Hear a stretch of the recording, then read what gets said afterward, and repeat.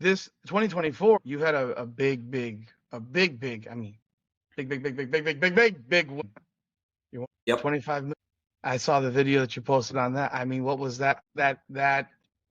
You had large verdicts at Kelly Houston, but this Yeah. is in your house, the house Yep. that the house that Eric Rosen built. What did that mean to you and your team? Sure. Well, I can tell you that there is no appeal.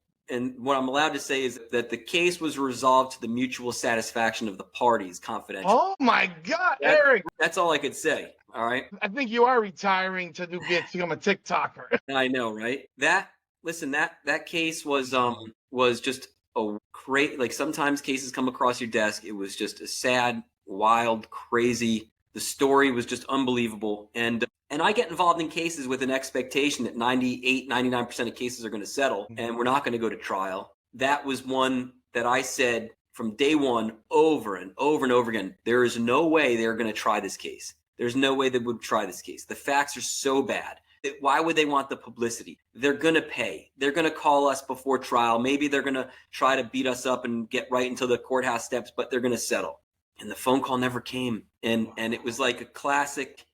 I kept saying, even when I was driving up there on the Sunday before picking the jury, they're going to call. They got to call. I even called Alex Alvarez, and he's like, they're going to call you right after jury selection. Right after you pick the jury, they're going to call you.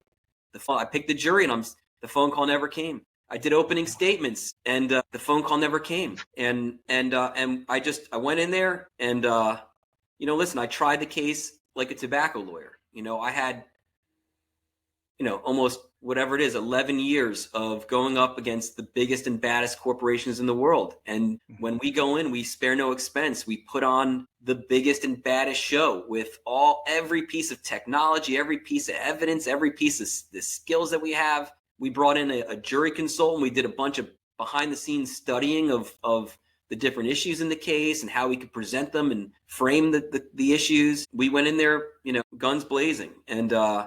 And I knew there was something while I was up there. It was funny because I thought that case would settle. And I had tickets to a Pearl Jam show. I was going to go to Boston that week with my son and my family. And I couldn't even sell the tickets. I missed that show. I stayed up in this hotel up in Inverness, Florida for that, week and a half in that little courtroom in the middle of nowhere.